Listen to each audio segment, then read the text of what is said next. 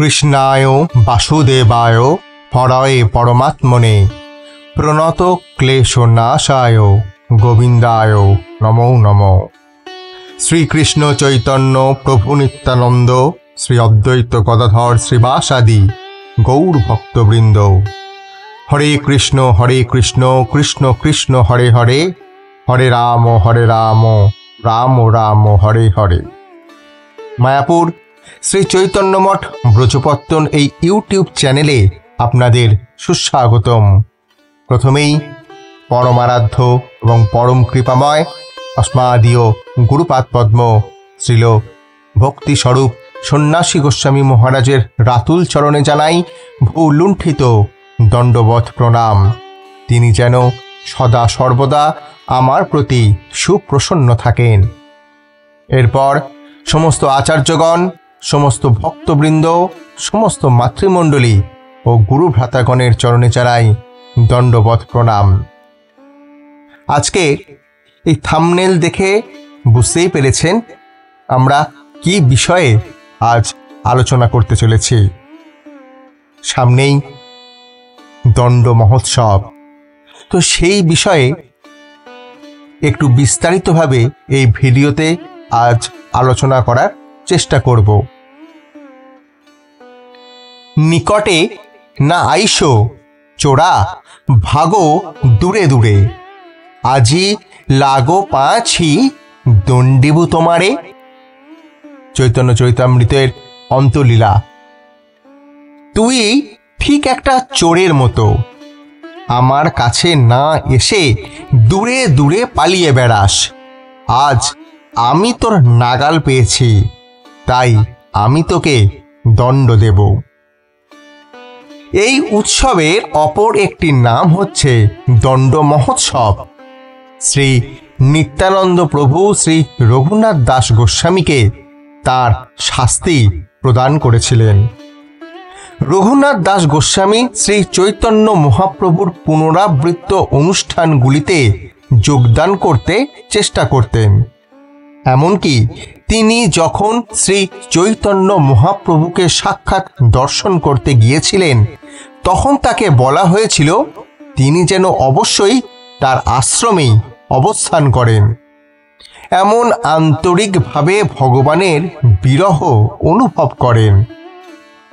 ঠিক যেমন প্রাচীনকালে যদি একজন মহিলার নিজের স্বামী ছাড়াও অন্য একজনের প্রেমিক থাকত এবং সে তা খুবই গোপন রাখত এবং কাউকে তা জানতে না দিয়ে সে নিখুঁতভাবে গৃহস্থলীর সমস্ত কাজ করত, ভগবান শ্রী চৈতন্য মহাপ্রভু তাকে পরামর্শ প্রদান করলেন যে ঠিক সেই রকমই জড় জাগতিক ক্রিয়াকলাপগুলি তিনি যেন সম্পাদন করেন, কিন্তু নিজের মনকে যেন সর্বদা কৃষ্ণের প্রতি নিযুক্ত রাখেন।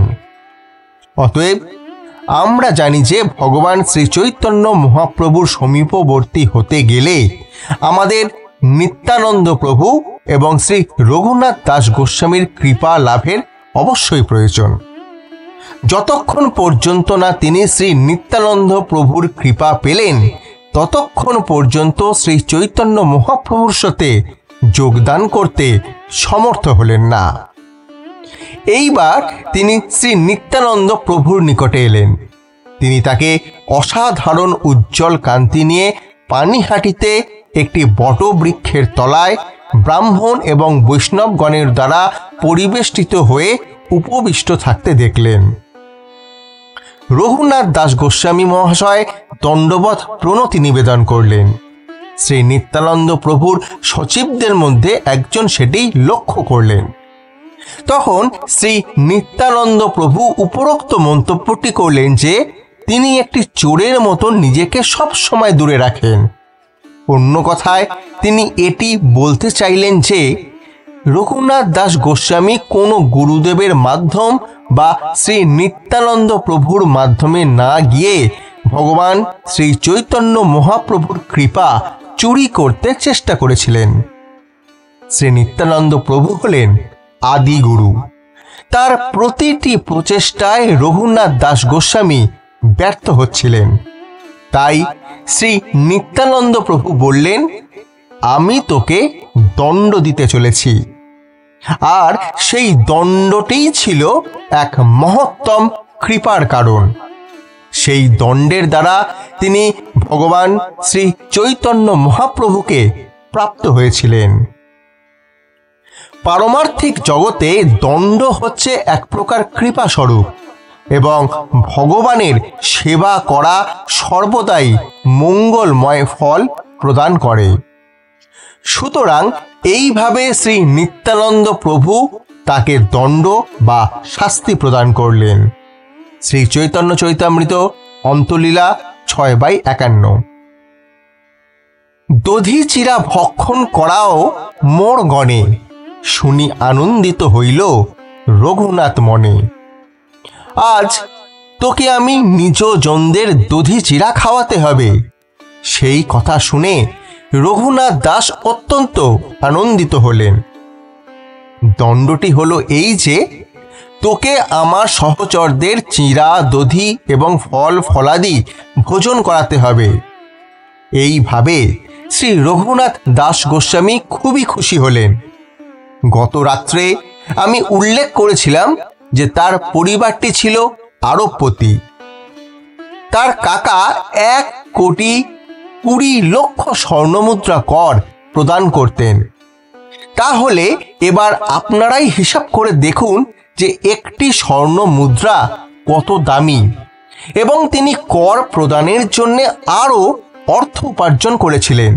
সুতরাং তার পক্ষে একটি ফল ভোজন অনুষ্ঠান করাটা কোনো বড় ব্যাপার নয়। আমরা কেবল শ্রী রঘুনাথ দাস গোস্বামীকে শ্রী নিত্যানন্দ প্রভু এবং ভগবান শ্রী চৈতন্য মহাপ্রভুকে সেবা প্রদান করার লীলাতেই সহযোগিতা করছে মাত্র। শ্রী নিত্যানন্দ প্রভু বলেছিলেন যে তার কাছে চিরা দধির 7টি ভাণ্ড আছে। আমরা 80টি ভাণ্ড প্রদান করছি, কারণ আমরা হচ্ছে অধিক পতিত। সেই সংবাদ যখন চতুর্দিকে ছড়িয়ে পড়ল, সেখানে একটি মহোৎসব অনুষ্ঠিত হচ্ছে।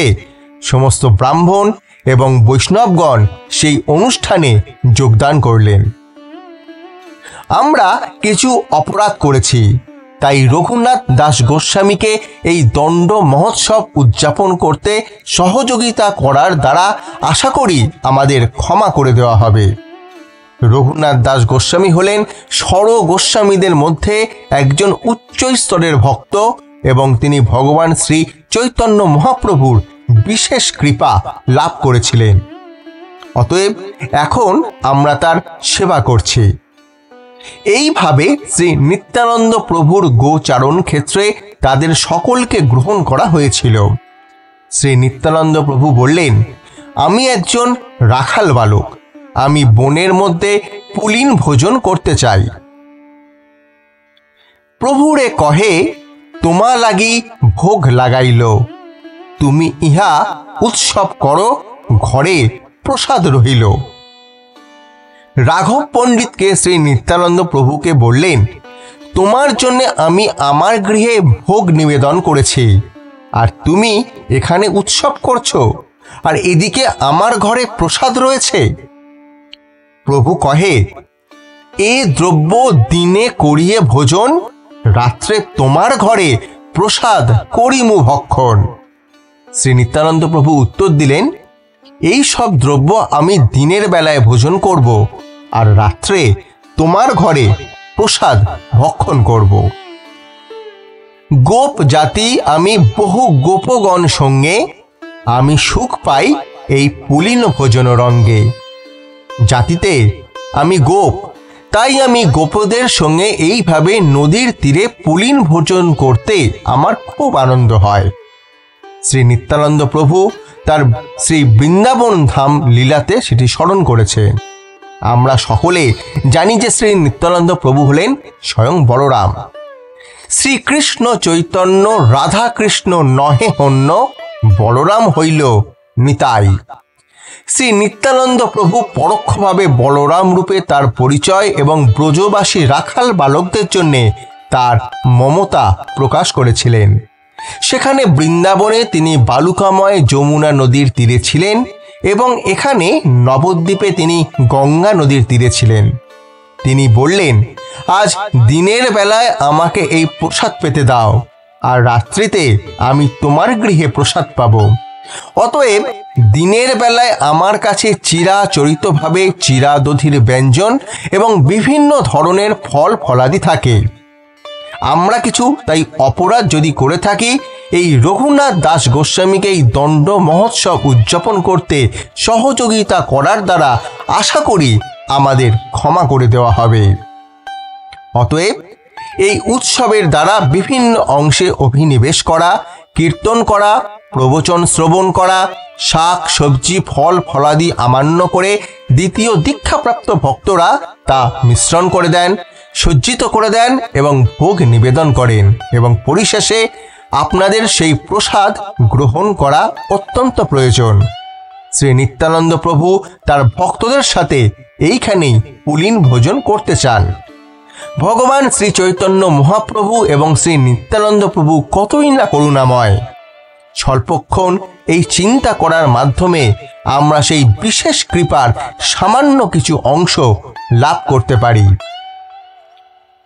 তাই এই হৃদয়স্পর্শী উৎসবে, যার এক নাম দণ্ড কিন্তু অপরদিকে কৃপার দ্বারা সমস্ত ভক্তগণ আমরা শ্রী বলরাম হেতু শ্রী নিত্যানন্দ প্রভুর কৃপা পেয়ে থাকি। তাই পানিহাটি মহোৎসব কি জয়, জয় দণ্ড মহোৎসব কি জয়। আর হ্যাঁ, আমি শচীনন্দন এই রকমই আরেকটি অজানা তথ্য নিয়ে আপনাদের সামনে আমি আবার উপস্থিত হব। ততদিন কৃপা করবেন এবং আমাদের এই আশা রাখবেন আমাদের যেন হরিভক্তি হয়, গুরুপাদ পদ্মে যেন মতি থাকে এবং কৃষ্ণ ভক্তি অটুট থাকে। জয় অনন্ত কোটি বৈষ্ণব বৃন্দের জয়, জয় আকর মঠরাজ মায়াপুর শ্রী চৈতন্য মঠের জয় এবং তৎ শাখাসমূহ সমস্ত গৌড়ীয় মঠের জয়। হরে কৃষ্ণ।